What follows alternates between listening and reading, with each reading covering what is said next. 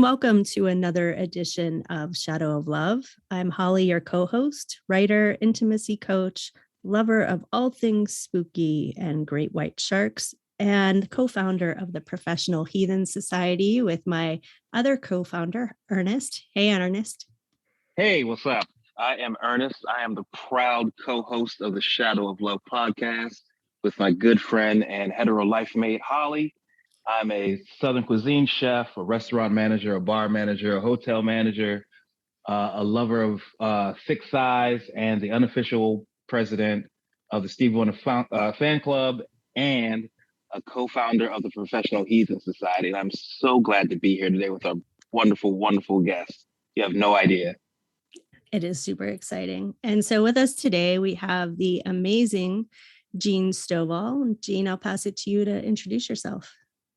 Hello, I'm Gene, also known as Gene Stovall, formerly known as Eugene Stovall, still known as Eugene Stovall, also known as Gene Stovall ex Gene Pool, formerly known as Gene Pool, still known as Gino, also known as Gene Yes. So, Gene, at the end of part one of this discussion, you had concluded and changed your mind from a previous assertion that you do indeed feel that love has to exist in order for art to be able to be created. Ernest, do you agree? How do you feel about that preposition?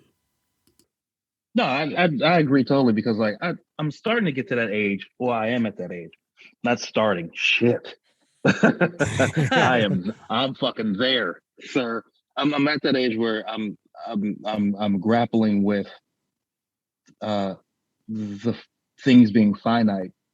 So what I'm approaching a lot of things now with more gravity, not necessarily serious, like, everything has to be serious, but like whatever I do as far as like matters of the heart with friends and whatever I do lately, it's done from a place of more of love and more of, being mindful of other people and mindful of how can I put it? Being mindful of my echo.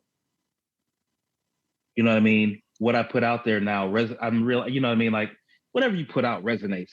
It goes out. And so like I'm being very mindful of my bandwidth. You know what I mean? So like I said, like writing and relationships and learning to really value moments more than I did when I was younger, or even when I was married. Like it's weird, you know what I mean? But like I'm really learning to accept and enjoy things in a different way. You know what I mean? Like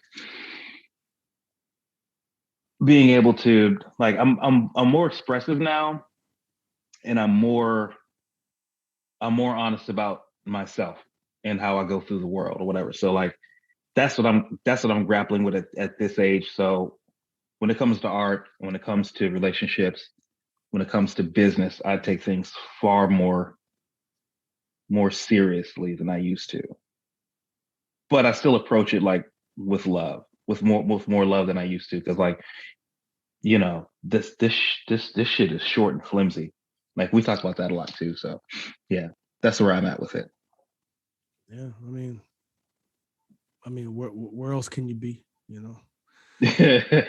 Like these 40s is a motherfucker, man. Shit, it's 40s. Good because it's a reflection year. It's like you got 10 years of where you're just like really thinking about what you did in your 30s, if you can remember what you did in your 30s. You know what I mean? Shit, and it's a lot of dark nights. Especially like when you're in the arts, you start really asking yourself, like, what do you want out of the arts? If you didn't already get it, because like. And what do you have time left to do? Yeah, and that all depends on your health, because I feel right. like I name dropped a couple artists earlier.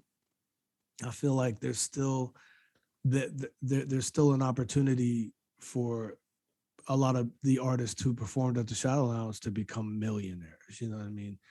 if they really wanted it. But at the same time, there's so much headache that comes with being that guy.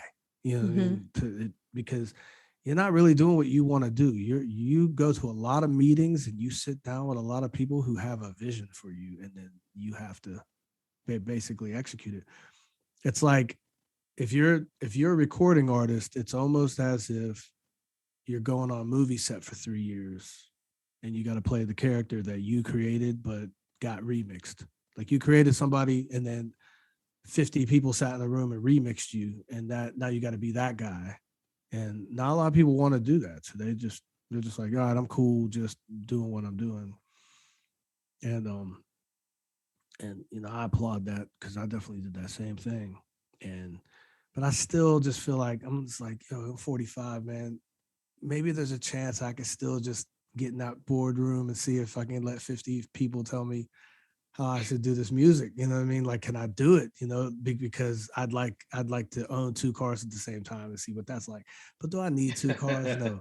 Did I even think I was going to be a driver? No. Come on. I didn't think I was going to even drive a car. You know what I mean? Like, I'm not going to drive a car. Like, what do I need a car for? You know? A car, you know. I'm just happy to have like steak. No, but no, I'm a vegetarian. No, I'm just playing. But I mean, sometimes I think you should be a vegetarian at least three days a week. But just for the balance, which is important. I think balance is important. But I don't know, man. Just when it comes to this shadow of love and the arts, like shout out to everybody who is able to no matter what they ended up doing, coming from the lounge, if they ended up with a smile on their face in 2022, bless them. That's a beautiful thing, because that's what this whole thing is supposed to be all about. Maybe, you know, because the true riches, it isn't always about like you had enough money to buy a mansion or something like that, but it really is about like how healthy do you feel and how happy are you every day, because we be going through some things, and man, it's hard. It's hard to get through a lot of the trials and tribulations that a lot of people, you know, go through, and it's a lot of different situations and examples for people. That's why we always encourage people to get therapy. Fuck with therapy. Yo, therapy's good. Therapy but people need to helped me eat good become. too. People need to eat good too. Yeah. And you know what I mean? Like they got to try to balance, because that therapy, all they're going to tell you to do is try to create a balance, and they can help you do that. And I'm not fronting on it. I think it's great. But it is about that balance. That's what I'm struggling with right now. It's not even that I'm struggling. It's just like, I just have to be mindful every day to try to balance, you know, my life, because like I'll let days go by, it turns into years where it's like there's things I was supposed to do, and I just put it on the back burner. It's still there. It's like, I'm gonna do it. I'm gonna get to it. It's 5 years later. I'm gonna get to it. 10 years. Oh, yeah, I'm gonna do it. I was like that about recording an album. Like I was like, yo, I did 2 + 2 = 5, 2011. It's like, I'm gonna do another album. And then I did In the Bleak. It was almost 10 years later. You know what I mean? So it's like, it's just, You're like D'Angelo. I love D'Angelo. Yeah, like you like, I'll drop an album every 10 years. Every 10 years I'll make an album. Yeah.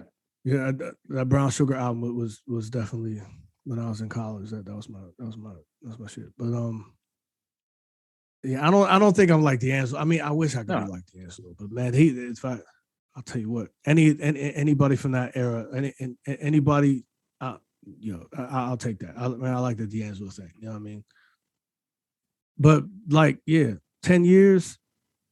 Yeah, I mean, I don't know. I'm trying to put out music a lot now. I feel like at least for the next 10 years, there's going to be a single randomly dropping album. Like I'm trying to, all right, so I should take this opportunity just to promote real quick. I do have an album. There's one, all right, so I got an album. It's called 2 + 19 = 22.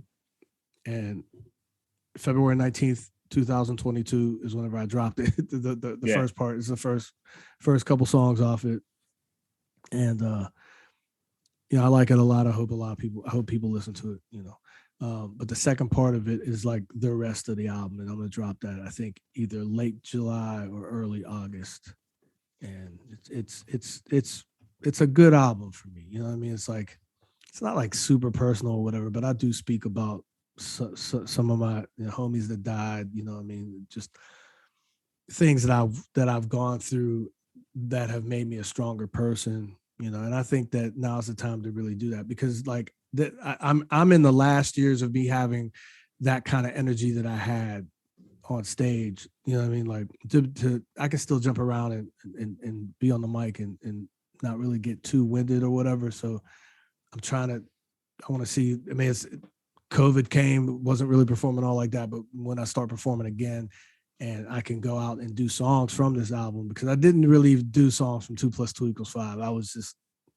I had a Gene Stovall show I was already doing. I just kept doing that. You know what I mean? I didn't even do the songs from that album because I was just like, I just felt like every time I'd go into those songs, it was like the wrong crowds for it or something like that. And I'm just like, man, I'm not making it very clear what people are coming to. So if they see Gene Stovall, it's like, all right, I'm gonna get that guy with the acoustic guitar and he's gonna sing, you know, like the singer songwriter thing. So I felt myself always really doing that unless I got an opener for something. So it's like if I got a hip hop opener, I do my hip hop stuff. If I got a rock opener, rock stuff, you know, whatever, jazz, whatever it was, I would try to fit that mold and still do what I did for myself, like to be myself because that's what I do or whatever. But now it's like I don't really want to do the show that's like okay, it's a jazz show, so I should do jazz music. Like I don't want to do any of that anymore. I want to do the songs I wrote for whatever I'm promoting at that time, and that's it. I opened up for Trey Songz and did that because I had an album, so I did the songs from the album. It was the wrong move. I should have did out R&B that night, but instead I was doing hip hop. It's just it was all right, but it I could have killed that show, and I regret. Like I have that's a regret of mine that I should have gone in there really trying to sing, and I didn't. I was rapping most of the time, and so I kind of regret that. So now, I think that as I go into the future, and I have this album, I will say this album is all over the place. So it's like it's representative no matter what kind of show I'm on or I'm doing or whatever. Hopefully I'm just headlining my own show, so it doesn't matter. But it's like every song, you can tell that it belongs to the same album because of the theme, but how I'm approaching the performance on everything is a little different on every song. You know what I mean? So I want to speak on that a little bit because, got to promote your stuff. So hopefully if you're looking for that, I mean, the album will be here this summer. I'm using my old middle school picture with the two faces. When you take the one picture and it's like this, and then you got the other picture like from above. Yeah. But it's like my picture from above. On that day, for some reason, I knew when the other camera was going to click, so I looked into the camera. So I'm like kind of looking into the one camera. But my eyes, I feel like they're a little crossed. And then I'm looking directly in from my heaven shot or like from the above shot. I'm looking directly into the camera. So it's just kind of like, I feel like that's what this album is doing. It's like, because now I'm using two, I had two stage names. Now I just use both of them. It's Gene Stovall X Gene Pool. So it's almost like I got both of my faces on there. So it's like you see Gene and Gene. So it's like Gene and Gene, even though I'm the same guy, whatever. It's like, whatever. Marketing or just craziness. Still entertaining album. You should check it out. Definitely orange cover. Yeah. Gene, now that you have a kiddo, how do you encourage like creativity and art with him? And is there anything that you would tell him about creating as he grows up? I'm really trying my best to just do for him what my mom did for me. But he just turned 2, so I don't have him really in front of paper with like a pencil. Like my wife will do that, and he's scribbling a lot, and that's cool. But like, when the time comes, when he starts to really get fine tuned and he wants to like, really get into that, I'll be happy. I mean, all I'm trying to say is I want to see his hand and what he can do. I want to see how he writes and draws and stuff like that. But music, there's a lot of music, and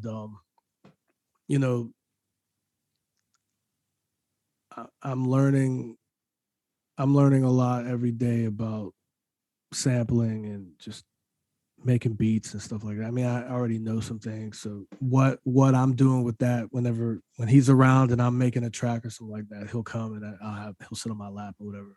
He's getting restless right now, so he's not really doing that so much. But long story short, I definitely let him strum my guitar, play bass. Like he don't know what he's doing, but he's allowed to touch the instruments. He's allowed to, just know that they're there, know what they feel like, know how heavy they are. I mean, I took I have a Casio keyboard that I thought I was going to be teaching voice out here. I don't really want to teach voice anymore, so I don't do it.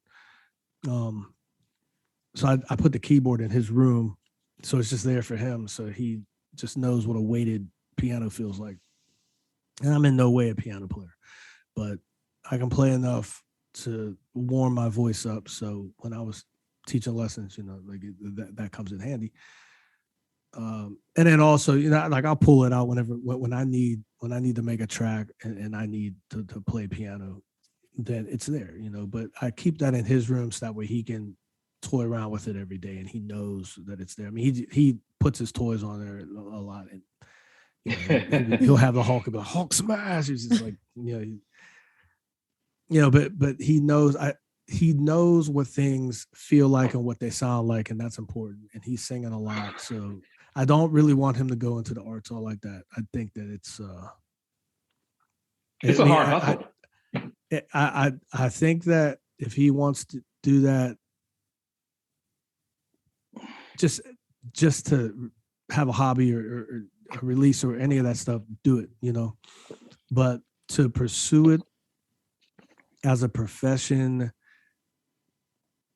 as he's growing up, I don't know, because the smartphone is here. Like when I was going after this, there wasn't smartphones, you know what I'm saying? We were still at rotary phones, and I mean, no, we had the touch tone phone or whatever, but like we still had an old school rotary phone in my career for a long time, and we didn't have smartphones. I never thought I'd have a phone I never thought I'd be able to watch the Arsenio Hall show like I can pull my phone out right now, access any episode of the Arsenio Hall show. You got some Star Trek shit in your pocket, sir. Yeah, we all do. Yeah. Never thought. I remember watching the first Fantastic Four movie, not the first one, but the second one. The first one that was like big famous, whatever. Yeah. And Reed Richards pulls out the thing out of his pocket and he's like, control. I'm like, man, I would love it if we all had one of those, like, just pocket remote control. You could just control the spaceship with it. You can watch TV off that. You could control like anything. And now it's like, yo, I got an iPhone 12 in my pocket. It's like, it can do that if I really wanted it to or whatever. But it's like, maybe not a spaceship, but like a drone. Yeah, I'm thankful that I got my spicy ass out of the streets around the same time the smartphone. You know what I mean? Like, I was settling down around like 2007. I was cool in my jets, so I was pretty much off the market. Thank God, because like shit, can you imagine some of this shit? I mean, there was some nights. We've all had nights. You know what I mean? Thank goodness. Thank goodness. Every year, the phone can do something more advanced, and I think that affects a certain pocket of people in a certain age. So as time goes on with the new developments, you got the new ages coming up, and like, all right, so for me, just like maybe for y'all, it was like having a calculator in your pocket was like, calculator watch, like learn the Casio watch. Yeah, it's just like, you really should be figuring that out for your mind, but you got this calculator and it can do it. And it's just like, wow. So now I got the calculator and my TV and my computer and all these other things in my pocket. It's just like, it's just, I'm every day I'm thankful that I'm alive to witness and experience it. But at the same time, it would have, if I would have had this earlier, it definitely would have affected what I wanted to do, and I probably wouldn't have been singing so much in so many places. I would have probably been doing other things. You know what I mean? But I enjoyed the singing. I mean, I love singing, but and like I I also like editing video. You know what I mean? So it's kind of like, man, I probably would have been doing more of that because I'm definitely trying to get into that. That's I don't talk about it so much, but I'll be writing scripts. They don't go anywhere, but I'm definitely like very interested in cameras and lenses and just what things are doing, and I'm practicing all the time. I'm just shooting small movies. I want to do a documentary film. I definitely want to get into that. I feel like if there is a documentary that I have to do on my side of like coming up through the Pittsburgh music scene the way that I did, and the characters that I rocked with. I feel like if I don't make that film, it ain't gonna get made. So I definitely want to do that. I want to do like a little doc. You should do it. Sometimes you just kind of have to lean in and just produce stuff and not worry about the technical savvy and realizing it comes later. And but that's a part of it. Like learning how to do it right that's the beauty in all of this. Like you know what I mean? Like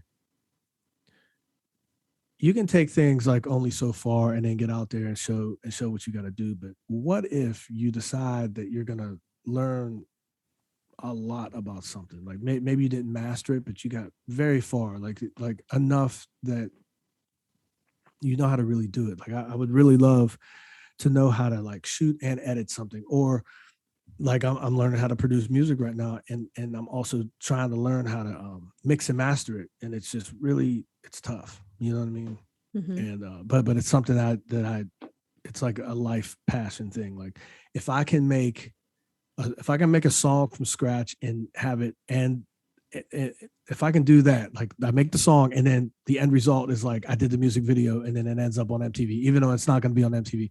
But if I just had it, and then if I had a nice music video that ended up on YouTube, and I wrote the song on my guitar and I did the entire thing by myself, even if it was bad, I'd be proud.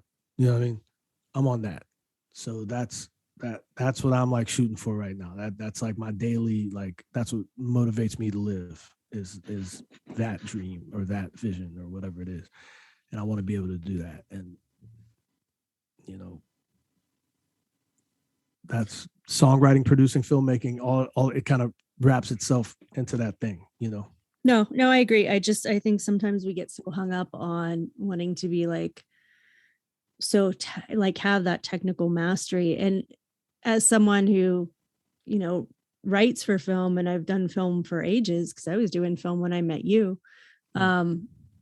It's a different world now, because I think the skills that you had to have to be in this field 20 years ago, people don't have them anymore. They're just creating stuff like TikTok. You don't have to have any real skill at all to be out there producing content.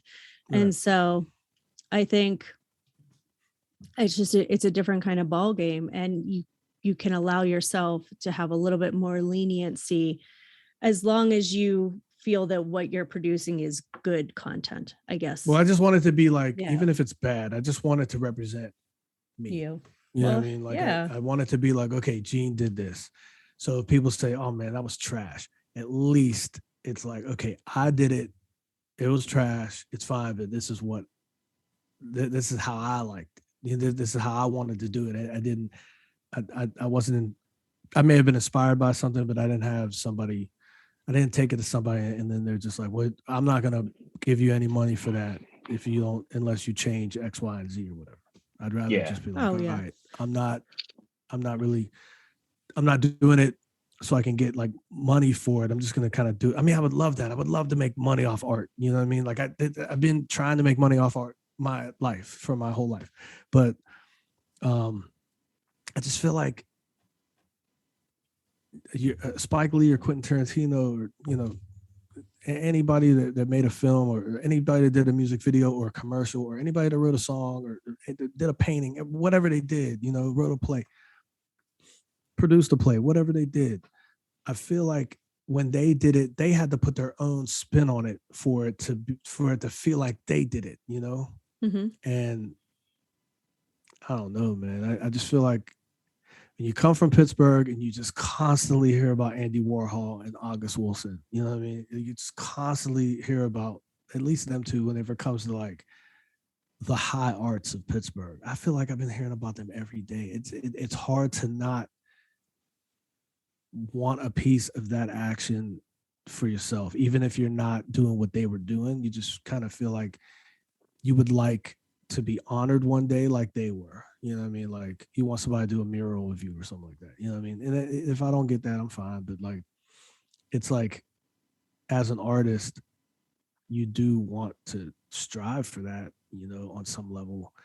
You want to leave your mark and you want people to accept the mark that you left, whether good or bad. And I definitely make bad art, and I'm all right with that. I'm all right with even saying it, but it's like there's something special about it. You know what I'm saying? There's something uniquely something. But that goes back to the beginning of what we were saying before about it's it's the creators who have the courage. Otherwise, you'd be in the fucking audience with the rest of the folk.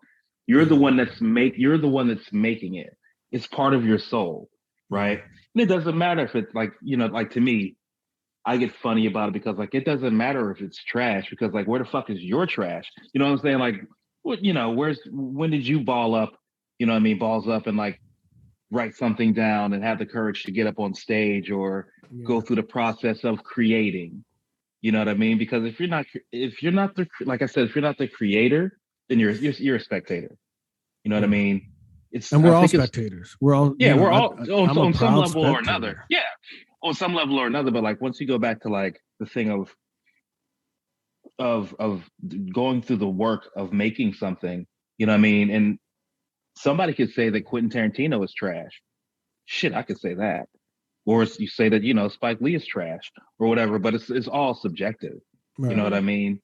But and I say that all the time too. It is art and it's all subjective. And man, I just feel like if somebody got something to say, they need to say it. You know what I mean? Because it's like, and there's so many platforms now that weren't that didn't exist in our youth. And I don't want to sound old, but like, there's a lot of people on TikTok that are trash. TikTok is trash. You know what I mean? For the most I don't think it's trash, and I don't want to. And honestly, I don't want to tear down any of that stuff. I'm not tearing it down. But what I'm saying is, there's a lot of people. It gives rise to, like everybody's a star in their own right. You know what I mean? And you know what? From that point of view, everybody is a star, and I want to speak on that. I'm going to say that maybe my stuff is trash. I will say that maybe about mine. Even though I love what I do. I think it's awesome. Okay. For me.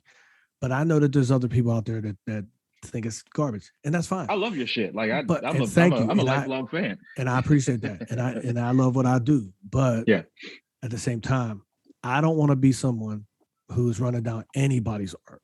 You know what I'm saying? I feel like if you're brave enough to make art, I'm rocking with you. And you know what? Some of my favorite songs are by artists that people are just like, what are you listening to, bro? Like, why? You know what I mean? Like, but I don't know, man. Like, you get these great artists in history, like where like the pop media or whatever will hold somebody up real high. You know what I mean? And then you find out the people that they were into when they were coming up, and you listen to them, and you're like, what? What is this? You know what I mean? Yeah. And so, I don't know. I get inspired by people who are making music sometimes like that, or just whatever they're doing creatively. Everybody is made up. Everybody goes through experiences that shapes who they are, and then they end up being somebody. And while they're out there, all depending on their experiences, you get this music or whatever art that gets created, and it touches them for some reason. Like I remember, like, this is stupid, but like on the Daredevil TV show that Netflix produced, Kingpin is staring into this white wall, just like this wall that's right next to me. He's just staring into it. And he's just like, yo, I gotta have this as a piece. Like he bought like a piece. Like he bought this painting that looked just like his wall. The story of the wall and everything. Yeah. Everybody got a story like that with their art. So maybe that's just a wall. And then it's the same type of situation with the dude that makes Blackish. He has a show called Black as Fuck on Netflix. You saw it probably. Yeah. I know what you're talking about. Yeah, and like Kenya Barris. Yeah. Yeah, mm-hmm. And he has on the Black History episode, he has an artist come, and he just has like this piece. It's just this all black painting or whatever. It's like not even a painting. It's just like it's just a piece of art. You know what I mean? And people are criticizing it, and then at the end of the episode, the artist comes and speaks about it, and it's just, I don't know, it just makes sense. Like one man's trash, another man's garbage, like all those sayings, whatever. Yeah. You never know what's going to do it for who, So if you create something, there's probably an audience that is going to love it, but you just got to find. That's really the challenge. Is like finding who's going to love the art that you make. And you got to stay in the game long enough to find out who it's going to be, because a lot of people take themselves out of the game before they even get a chance. They didn't know how much they were loved, and they just decided to just do drugs until it was over. And they just didn't know that they were like the greatest artist, or at least they get held up as the greatest artist of what. There's I guess like long stories, like a lot of people liked what they were doing. They didn't have to take it that far, as far as like them feeling so bad inside. You know what I mean? Because like that domino effect of badness leads to health problems, which leads you to wanting to do more drugs or drink more or whatever it is. And then it's just bad. But if they would have known that they had all this love and they would have allowed themselves to accept it, it probably would have been a different story. You know what I mean? So I don't know.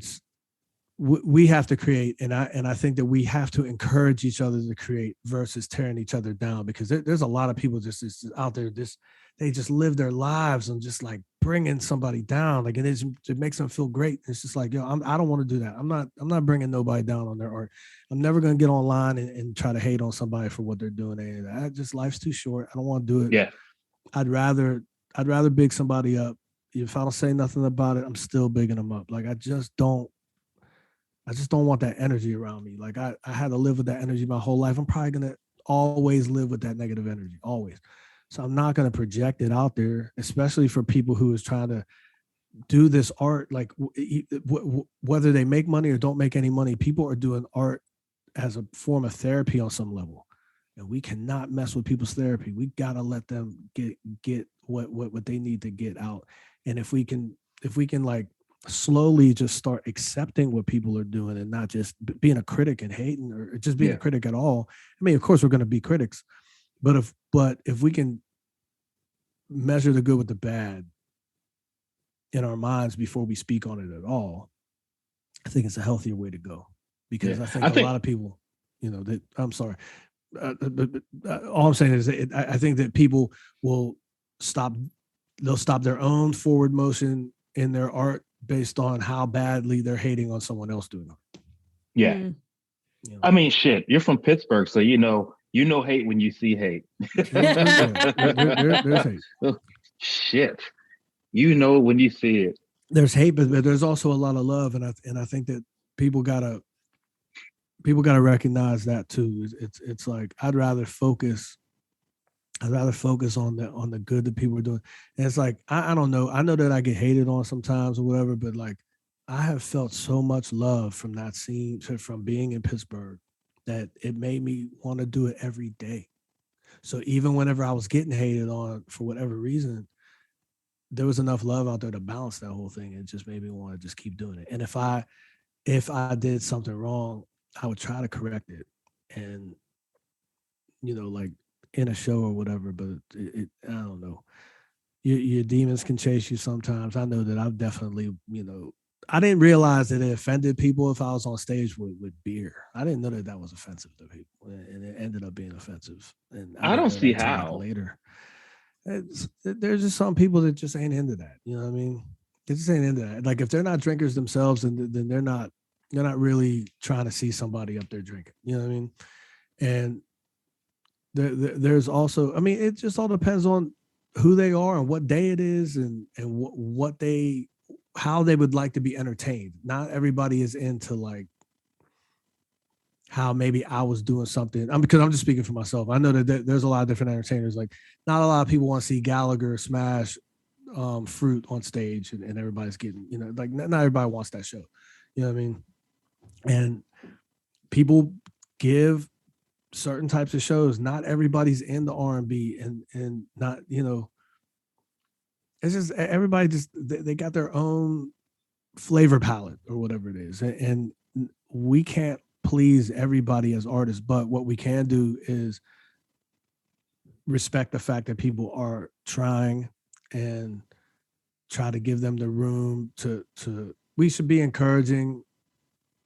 And if we're not feeling it or whatever, then it doesn't mean that it's complete trash or whatever. We you know, it's,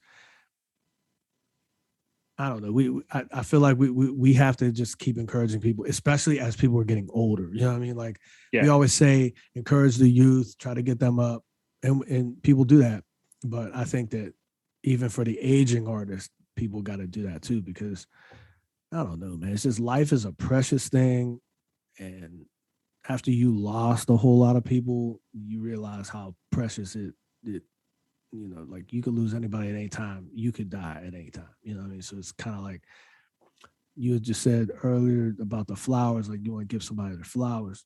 We should be giving flowers as much as we can to people, because I think the turnaround is also nice too. I don't know. I'm trying to get better with this whole thing. I've definitely been a hater myself. You know, I've been an appreciator. I've worn all the hats, and I just feel like at this point in time, it feels better to be able to just go in, no expectations, whenever you see a TV show, movie, listen to a song, whatever it is. You go in flat, you just let things move you. And sometimes they do, and sometimes they really do, and sometimes they do nothing.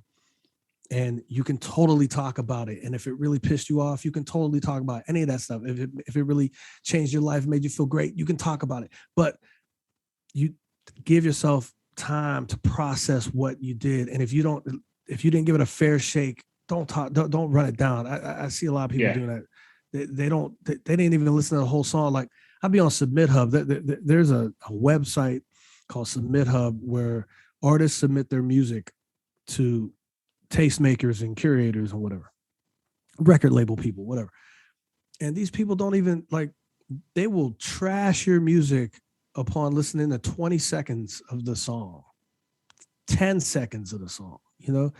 And I'm just like, man, I just don't like that. I feel like if you're going to be somebody who curates music or any of that stuff, don't make it be a waste of time because you listen to a 3-minute song. Listen to the 3-minute song. And if you really don't like it, then you can say that because you listened to that song. Like you gave it a fair shake. But there's a lot of people that they don't even give it a fair shake. They'd be like, I don't like this because this artist is old in his picture. I don't like it because I don't think girls should rap. I don't like it because it's Christian. I don't like it because I don't like how they're dressed. It could be anything.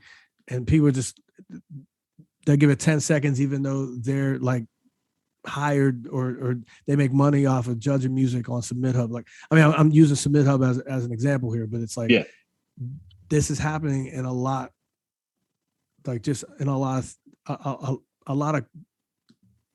of pockets of people are doing this, you know, like how people go about judging music for commercials or whatever. I mean, I don't know, that's probably a bad example, you know what I mean? But because people need the right song for their commercial, of course. But I guess all I'm saying is people need to if somebody created something, check it out first before you judge it. That's all. You know what I mean? Yeah. And yeah, I don't know. I feel like I'm tangenting. I'm big on the it's good. It's good actually. Yeah.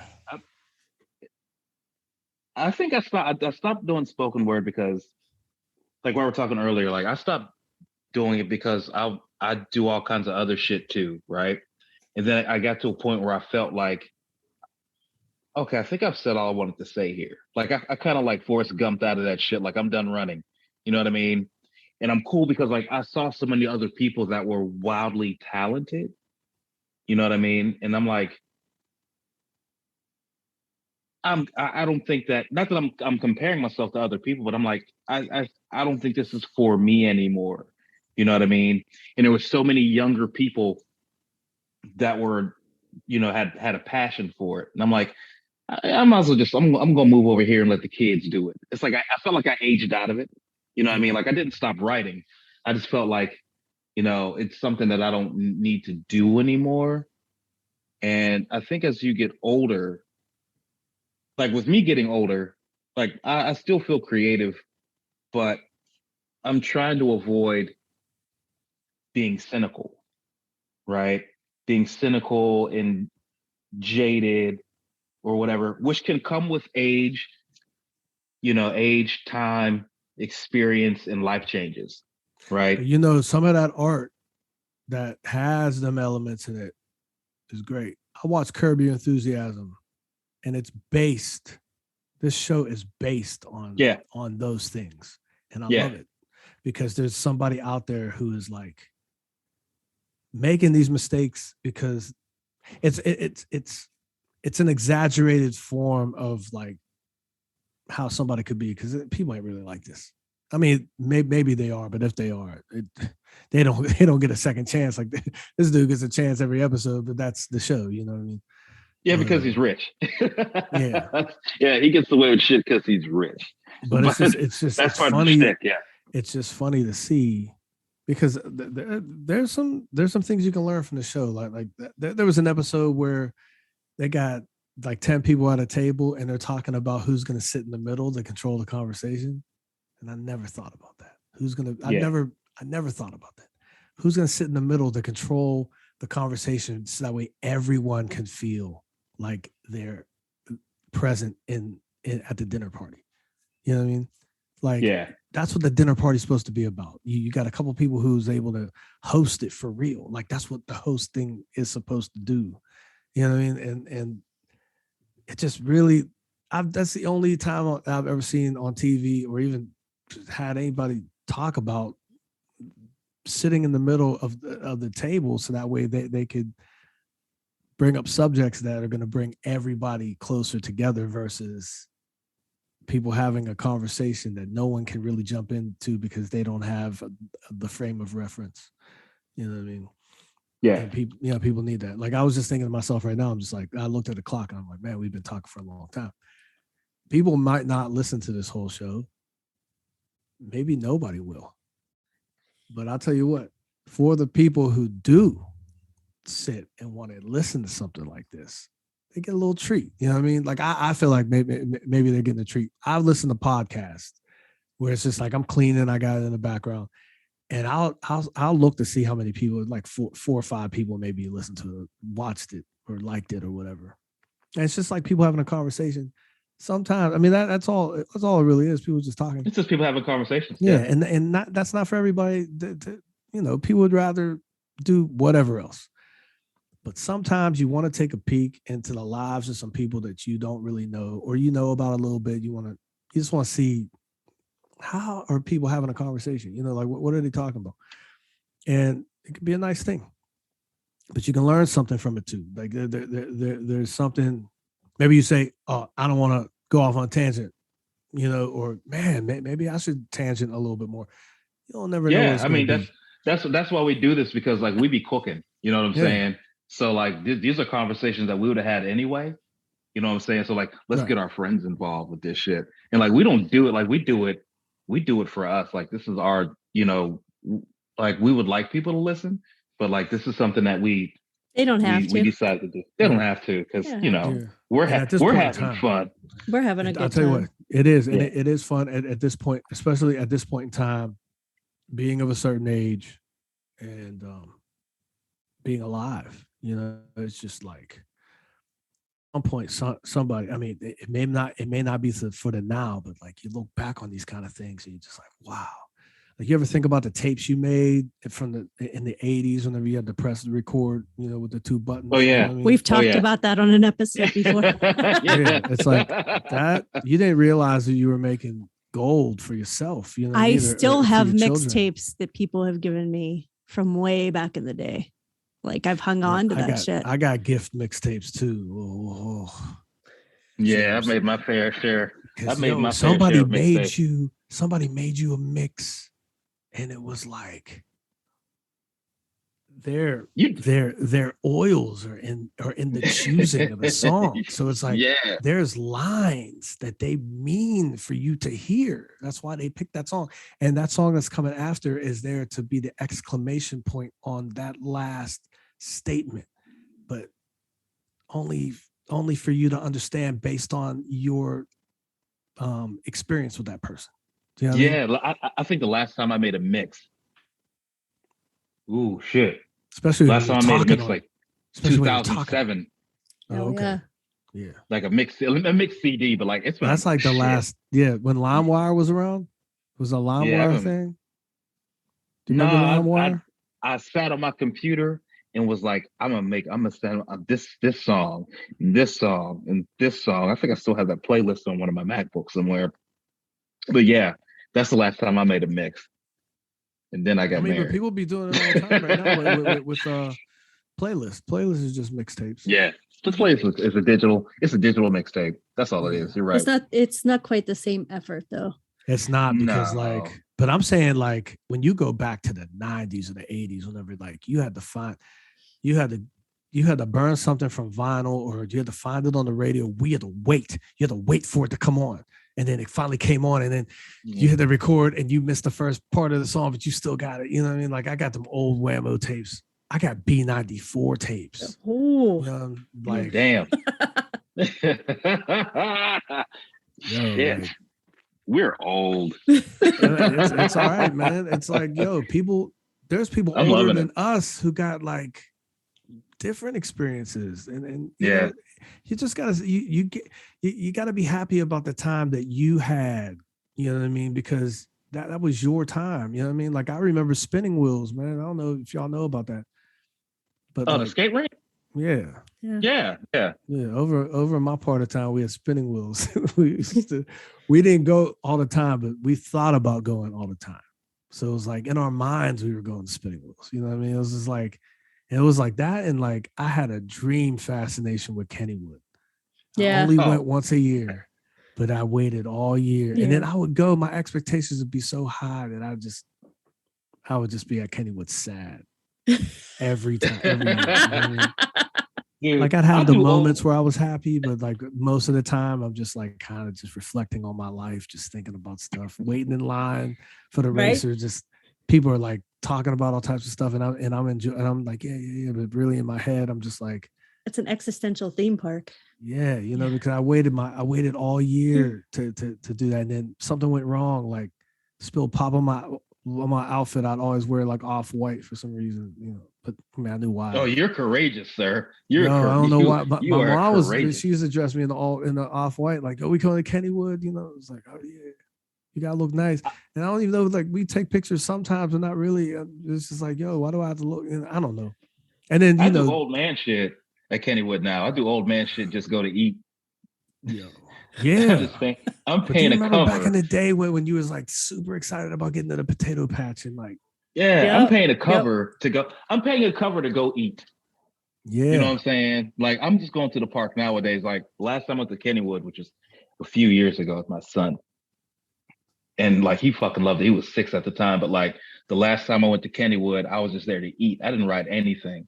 But I'm smashing food. I'm riding. I'm eating and I'm riding. I'm definitely getting that twist cone. You know what I mean? Like, I'm about that twist cone. Like, I can't wait to take my son to Kennywood. Like, oh my God.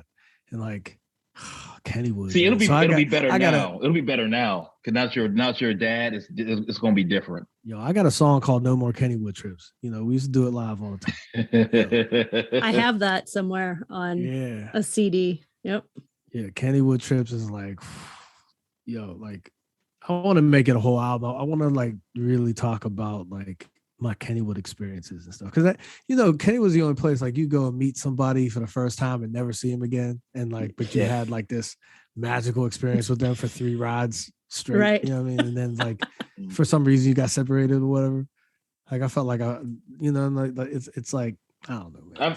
I've had some micro relationships at Kennywood. Yeah, right. Man. Everybody did. Like you was in middle school, high school, even elementary. Like man, you just Kennywood, man. All depending on the day, because all the days got shared in different ways. Whatever. Like your day got shared with like other neighborhoods' days or whatever. Don't go on Carrot Day, Sons of Italy Day. I'm just telling you the days. There's a lot of days, man. I've been on a lot of days. There's some craziness on those days, but it just all depends. If you stay within your pocket group, because I don't know, even whenever you do, it doesn't matter what day you go on. It's going to be some drama. It's going to be some good times. It's going to be some good food. It's going to be like somebody just came and just knocked the fries out of your hand. You know what I mean? Like you lost your shoe. Or like you put something down, you come back, it's gone because you can't take it on the ride with you. Yeah. Yeah. Oh, Kennywood. Yeah. Everyone has had some shit stolen at Kennywood. Yo, what about your hat falls off when your hat falls off on a roller coaster? Yeah, it's gone. It's gone. Yo, I remember I used to get that plastic helmet. Remember the plastic baseball helmet? Was it the fry with the one with the not the fries? There was one. You could get fries and ice cream in it, but I'm talking about the big ones. You the old school ones. Yeah. You throw at the pitching game. I remember I wear it on the ride and just lose it. Like, man, it's Kennywood. It would fuck your whole day up. Oh man. You know what I used to love? I miss skee ball. That's me and my mom shit, man. Oh, I love skee ball. Skee ball, man. Kennywood, man. Kennywood I'm real butthurt. I'm butthurt that they got rid of the log jammer. I mean, the log jammer, it ran its course. I think I believe that it could have still been there, but I don't know why it had to go. But I mean, you can't replace that. You can't replace the log jammer. You know what I mean? No, I'm gonna pour out some funnel cake batter for the for the log jammer. It's not here anymore. I'll tell you what, man. I think that if you get rid of the log jammer, it's like you might as well close the park. You know what I mean? Like if you get rid of the racer, is it over? Like, is it really the same park? You know what I mean? Like Jackrabbit, is it the same? They got rid of They got rid of Barron Curve. They got rid of the log jammer. See, it's just different. I need the Barron Curve. I need that, and it's gone. It's gone. They got rid of the racer. You can't get rid of the Grand Prix. Wait, they ain't get rid of the racer. They got rid of the racer, sir. What? But no. What? They got rid of the racer. I was there. I drove past it. Wait, is this like last year? I think last year they got rid of it. There's like a roller coaster there now. The racer? They got rid of the racer. That's just not tragic. The racer. You mean the one like that's on the fixed track, or the one that's like by the front of the park, the parkway? They got rid of the parkway, the turnpike, or whatever the fuck they call it. Oh, the turnpike. Yeah. They got rid of the turnpike. I'm sorry. They didn't get rid of that racer. No, the turnpike. No. They got rid of that, but they put a ride in there that I like. They put a roller coaster in there. I'm glad it's not roller. It is kind of. It's like it's not a roller coaster, but it's like on a track. Yeah, and it's like it's nice. I like that. Yeah, I can't. I'm trying to figure out. I'm waiting for it to get a little bit warmer. If they got rid of the racer, that would have made international news. No, I don't know if it was international, but it definitely would have made. Oh, I would have known I would have heard because if you're from Pittsburgh, you like old shit and you don't like change. So like. It would have been news. Oh, that would have been. There would have been a protest. There would have been a protest. There would have been a protest. Yeah, my dad worked on a racer when he was a kid. That was like his first job because he's from Duquesne. Yeah. Wow. That was his first job was operating the racer. Right. I thought you meant like he helped build it like. Nah. That shit. I think that shit's been there for like over 100 years. They're never gonna get rid of it easily. It was built. Yeah. It was built with iron blood, yo. It was like the sweat of like the old Pittsburgh. That's real old Pittsburgh right there. You know what I mean? Like when that when the city sky of was steel, still black. Black skies, black water. Real Pittsburgh. You know what I mean? Like, When there was still an Isley's.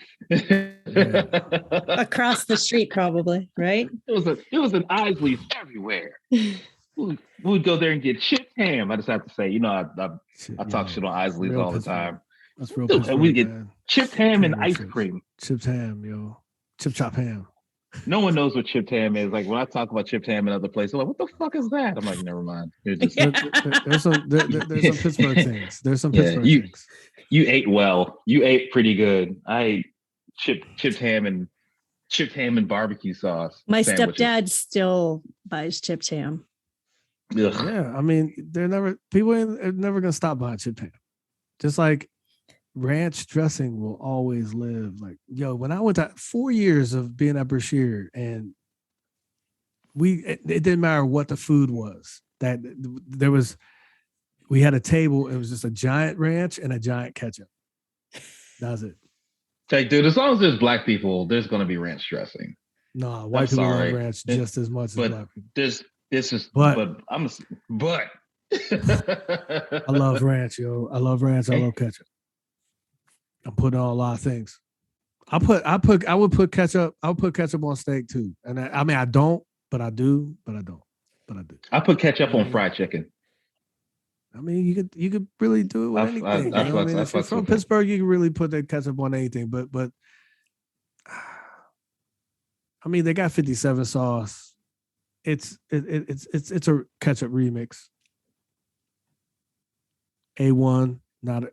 What's A1? That ain't no ketchup remix, but isn't it? But it's kind of a ketchup remix, kind of. It's more of like a woozy / tomato vinegar sauce. Yeah. You know what else is a ketchup remix, even though it's not? Is Grey Poupon. Oh, that's ain't got nothing to do with it, but it is though. No. Come on, man. You know it is. I fucks with Grey Poupon. I don't really do regular mustard. Yo, I mean, look, I do the regular mustard too. I don't know, man. We're talking about food now. We've gone off. Yeah, I'm thinking about Kennywood. I'm thinking about, you know what I mean? They don't do ranch dressing out here, man. So it's like, I'm just thinking about it. I'm like, man, what do they do in Germany? It's just different, man. They dip everything in mayonnaise. You know what I mean? I couldn't do it.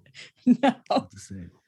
It's like the most flavorless thing. I know. No, it has a flavor. It's just not. I don't know, man. I'm from Pittsburgh. You know, like I like ketchup. I like Heinz ketchup. Not Hunt's or any of these other. Like a Heinz. I need a Heinz ketchup, and I need ranch. Like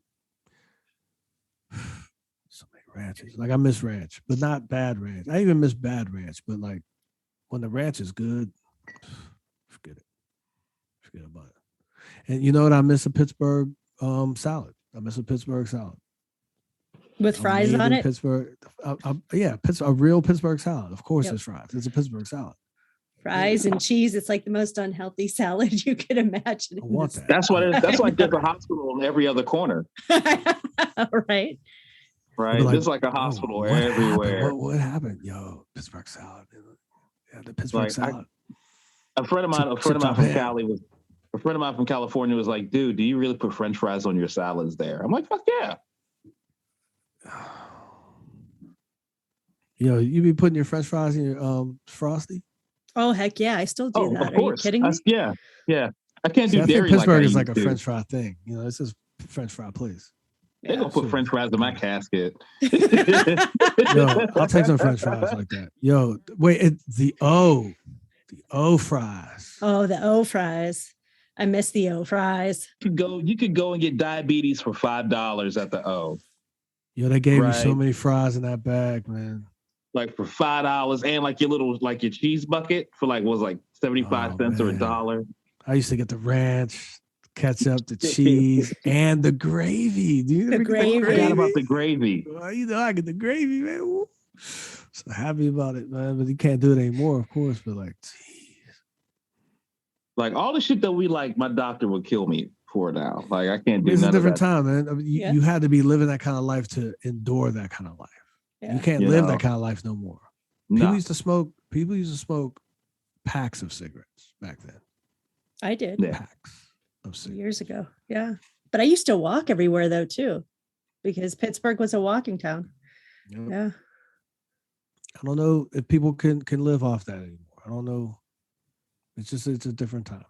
Like we said, cigarettes, gravy, cheese, Gravy, cheese, like good, thick, nasty, fries. processed. You know what I mean? Dipping your fries in a Frosty. Like, Yeah. this is brought to you by Lipitor, Shadow of Love.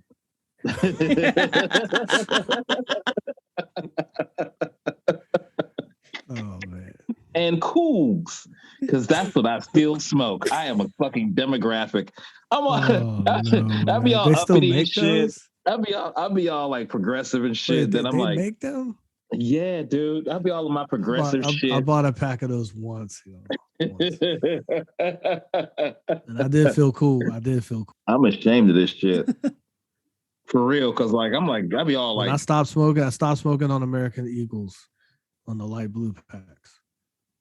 I was smoking Pall Malls, and then like I moved back east, and then they were like, oh, My grandparents would smoke Pall Malls. Isn't that the filterless cigarette? Yeah. No, that's like you want. That is filterless. That's like you want cancer. Yeah. What, fucking cowboy. Like, oh my God. No, there was iron lung back then. But the life expectancy was only 50 back then. Right. My grandmother smoked Pall Malls without the filterless Pall Malls and chewed tobacco. People used to chew tobacco. My grandfather chewed tobacco. Yeah. But like, I'm trying to quit smoking. That's like my last thing. I'm getting close. I know a lot of people that have been saying that for many years. It's a very hard thing to do. It's a hard thing to do. Yeah, it's hard as fuck. Like I've never done like hardcore drugs, but like cigarettes are a motherfucker, man. Like, goddamn. That's a hardcore drug. I mean, it's not like you're not shooting something in your veins. I wouldn't do that either. But it's like, nah, I'm down to 2 a day. That's I'm proud to say I quit. I was definitely smoking, but I was like, I was a social smoker for the most part. You know what I mean? But I love to like drink IPAs and smoke cigarettes. Oh my God, that was my thing. But it ain't good for you, man. It ain't good. I love good bourbon and a cigar. Like, I mean, I've never really been somebody to like sit and smoke a cigar. I tried to do that when I was at Duquesne. Like when I was in college, I started off before I smoked cigarettes. I tried to be a cigar person, and it's just like you smoke a cigar, it's kind of good, but then when you put it out, you want to relight it later. It's just stinking. It's not the same. Yeah, it's terrible. Yeah. It's like what are you doing? You know? Yeah. I'm on my way to quitting. I'm getting closer to it. Yo, I mean, it's that time, man. You got to just think about the next 20 years. You just got to ask yourself, how do you want to spend you don't want to spend your time like, because you don't want to just have to be in a hospital bed because you know what I mean? Like you don't want that. Like, I already been there. It's going to happen anyway. Like, yeah, like, it's just like, you don't want it to be because of smoking, like something that you could have, because everybody tells themselves like, yo, I can beat this. I can stop. You know, if you can, then you got to do it. No, I've already been. I think cigarettes are worse now than they were then. Because that was tobacco. This is like combination of whatever. I mean, shit. I've already given up chipped ham. That's kind of combination anyway, isn't it? Hey, Mr. Prescott, you're gonna have to give up chipped ham. Say it ain't so, Doc. Wow. But yeah, I eat pretty good, but like the older you get, you gotta watch the food. You gotta watch everything you put in your. You gotta watch everything. You gotta watch everything now. Like back in the day, like we're at that age where we can say back in the day, and I remember when I could eat. Like I can't have all of a sudden I can't have cheese. Me and cheese I can't have cheese puffs. We're having a very public and messy breakup. Me and cheese. Like what kind of cheese though? Any kind of dairy. Like Yes, I'm like my stomach. I still love dairy, man. I mean, I drink milk. You know what I mean? Like I've always been a milk drinker. I haven't had a glass of milk since I was like milk was the first thing, but like now just like any kind of cheese.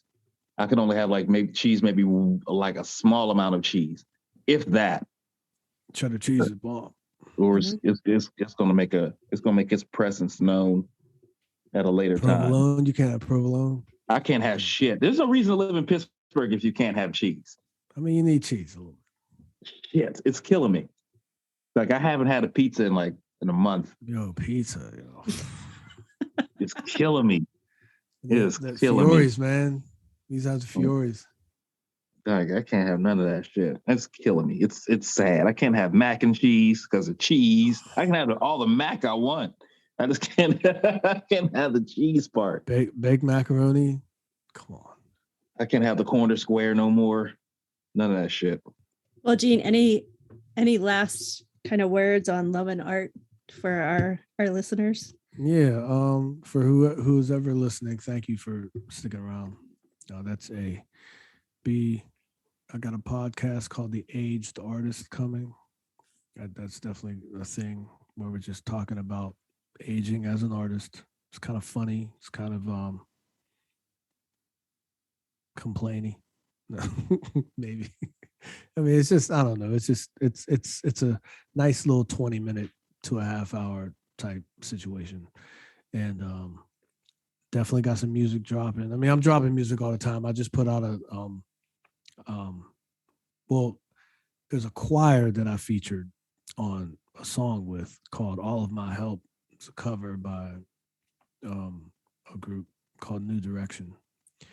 And the choir is a choir from out here in Cologne called Living Gospel. And I featured on there, like I'm kind of doing the ad libs, and then there's a rap part in the middle that I do.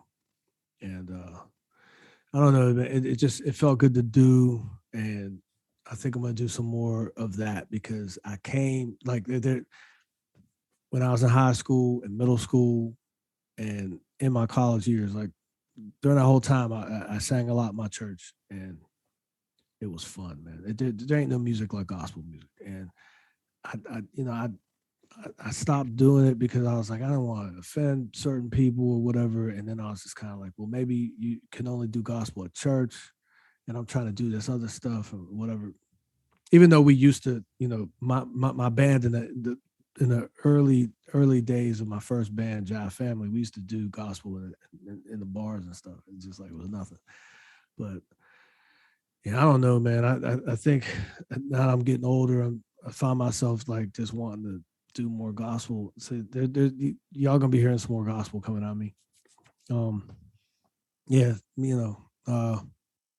but I also got,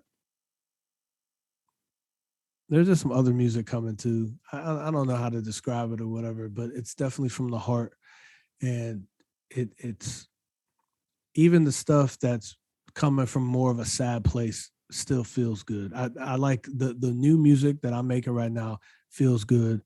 It's produced well. I feel like I bounce it off of, like I pick random people that I'm friends with to bounce the music off of to get an opinion. So one of y'all at any time could be a taste tester of mine. Like I'd like to call them taste testers. Just I picked like 20 people to throw a song out there. Just and if the response is good, sometimes when the response is good, I'm like, I'm not even gonna put this out. It's just like, yo, that's all I needed. All right, I'm on the right path, because sometimes it's just a practice song, But I am trying to do this more. I would love to win a Grammy one day, even though I don't believe in that award or whatever. Like it would be nice to win an award for doing music. If it never wins, and if nothing ever happens, I'm still gonna do this. Well, you know what I mean? So it's just kind of like, I'm just gonna be dropping music until I'm dead. I'm just going to keep releasing. Some will have hype around it. Some won't. I'm going to put our song out in a couple days. It's already recorded. It might not sound that good. It might be the best song you've ever heard in your life. I don't know. But it's coming. Just know it's coming. But that album, 2 + 19 = 22, Volume 2, coming this summer. First one, already out. It's dope. I love it. I do 2 covers on there. One's a Bette Midler song called The Rose. It's awesome. I set it up so that way I can get more funeral gigs. I like singing people's funerals. It's money. Can I book you early? Yes. Yes. Setting it up. You know what I mean? Like I feel like while you're alive, if you want control over your life, you gotta set up your own funeral, man. You know what I mean? Like Kurt Cobain played his own funeral. I played my own funeral. It was called Smells Like Gene Spirit. I did it at Spirit. That was my funeral gig, you know what I mean? So now, I can say I did it, But it's like, because, there were songs I always wanted to do that I finally got a chance to do, and covers, you know what I mean? It's just like, I was just having a good time with the crowd, but I was like afraid to be in the crowd because I was afraid I was going to cry. And as soon as they caught me out in the crowd, man, it's just like, started giving me hugs, and people started giving me hugs. Started like crying a little bit. It was so sad. It was so, you know what I mean? Because it was my last show as a Pittsburgher, it was just really, it was a sad time. But yeah, I mean, I'm still performing. I mean, like, that happened. Then I moved out here. I performed a little bit for a year. Well, a lot. And then COVID happened. And now it's just like, big, everybody takes a break, big reset button. Now it's like time to go after it again. So this time is like, all right, I've had some time to think about some things. I think I'm going to perform Not So Drunk this time around. I might even do some shows. That should be the name of a song. You know what I mean? Like I'm saying, like, as far as the bar shows, because like I sing the funerals, it's always private. I don't drink, do any of that stuff. I pray a lot. I go in very respectful. I do what I gotta do. I respect the funeral vocalist thing. You know what I mean? I also sing weddings. I always wanted to be a wedding singer, and I will always be a guy that's available to sing at a wedding. When my last days in Pittsburgh, I sang weddings every week. It was a lot of fun, but I didn't want to do that like for the rest of my life. You know what I mean? Like, I didn't want to be like known as a wedding singer because I write original music. So it was important that, you gotta get the originals out too. But I'm saying weddings, funerals, original tunes at open mics as a singer-songwriter, hip hop shows, R&B gatherings, church functions, whatever, man. I'm trying to do it. You know what I mean? I might even show up at a reggae show or like a little country jump off. I don't even know. I don't really like country. I'm not from a reggae place. You know what I mean? Whatever, man. I don't know. I don't know where I'm gonna be. I don't know, but I'm gonna have fun if I get there. That's what I know. You know what I mean? Let me just say this, and I mean this from the heart, because I don't know when I'm going to have an opportunity to say this again. I miss you, Gene, and I'm really happy for you and all your endeavors. I think you're one of the most talented cats I've ever met. It has always been a privilege to be in your company and in your presence as a friend and as an artist. And I mean that from a sincere place, homie. I really appreciate you, and thank you for letting us use your music. Oh, absolutely. And both of y'all, for, over the years, y'all have held me down, and I appreciate that. And I don't forget that. And an artist like me needs that, you know what I mean? Because I made a choice way too soon that I was going to be somebody who's trying to live off the art. You know what I mean? Even though I was working at LensCrafters, you don't make that much money working at LensCrafters. So you can make just enough, you know what I mean, to pay your bills or whatever, but you ain't gonna have no extra. My extra money was coming from the music until I just quit LensCrafters and went into the music. And then it was just like, okay, now I gotta survive. And that was scary, you know what I'm saying? But it's like years went by. And like, if it wasn't for people talking me up like, oh man, you should listen to this vocalist, or you should hire this guy, or whatever. You don't realize what the little suggestion could do for somebody or put them in a place. Like, I was performing at the CLO Cabaret Theater before a lot of artists were just doing like that solo thing because of Holly. So it's like, you never know where something is going to like line up for you or whatever. And it's like, based on the CLO thing, I had like a big extravaganza there, which led to being able to do it was a Christmas show, and then like I'm doing this Christmas show at the Shower Lounge every year. I don't know, man. I mean, it's just thank you for having me on the show, and thanks for supporting me and other artists like me, and don't stop being an artist yourself and supporting artists as they age. I'm a big advocate on that. I'm a big advocate on rest. I believe that people really need to be like trying to rest, trying to sleep is a hard thing to do, but don't sleep on your life and become unconscious. I'm not saying that you need to be woke, but you do need to be awake. You know what I mean? But still rest and get your sleep. You know what I mean? It's like it's a fine line balance type situation, but like and you do need to be woke too. Yeah.